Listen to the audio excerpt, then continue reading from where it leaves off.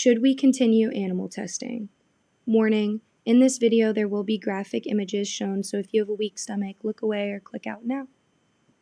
The term animal testing refers to the procedures performed on living animals for purposes of research into basic biology and diseases, assessing the effectiveness of new medical products, and testing the human and/or health safety of consumer or industry products such as cosmetics, household cleaners, food additives, pharmaceutical and industrial chemicals.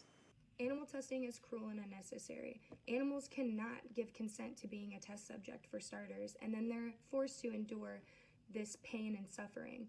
All procedures, even the ones classified as mild, have the potential to cause animals physical as well as psychological distress and suffering. Often the procedures can cause a great deal of pain. Most animals are killed at the end of the experiment, but some may be reused in subsequent experiments. Animals are becoming about 100 million animals involved in these tests are killed in wasteful and unsuccessful experiments each year. The history of animal testing dates way back to the ancient Greek in the 4th and 3rd century. Aristotle was actually one of the first who documented and performed experiments on animals.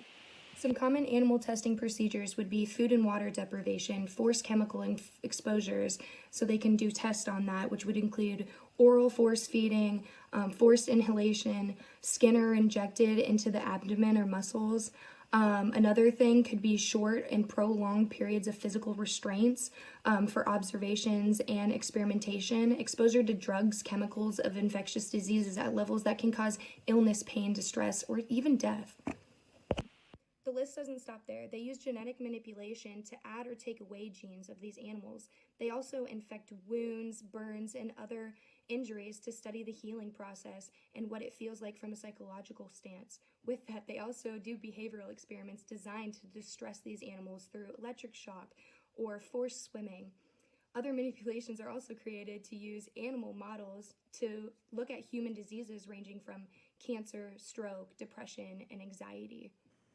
Many different species are used around the world as test subjects, but the most common include mice, rats, fish, rabbits, hamsters, farm animals, birds, cats, dogs, and even non-human primates, such as monkeys.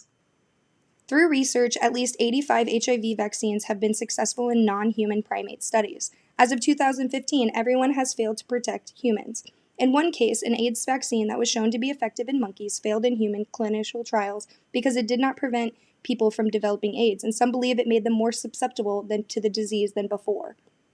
Benefits to humans found through animal testing can be produced in alternative ways with a higher possibility of being successful, meaning less humans will get hurt in the process of testing on animals to humans since they will be working with more human-like cells and DNA. Alternatives to animal testing is found to be far more accurate and effective as more humans are harmed because we're using non-human as test subjects.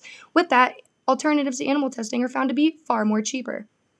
Pros. Animal testing contributes to life-saving cures and treatments. Animals must be used in cases where ethical consideration prevents the use of human subjects. Animals themselves benefit from animal testing, and there are laws around animal testing so that animals aren't being mistreated. Cons. Animal testing is cruel and inhumane as they are unable to consent. Alternative testing methods now exist and can replace animal testing. Animals are very different from human beings and therefore make poor test subjects. With that, it may mislead researchers in ignoring potential cures and treatments. After hearing this information, what do you think? Should animal testing continue?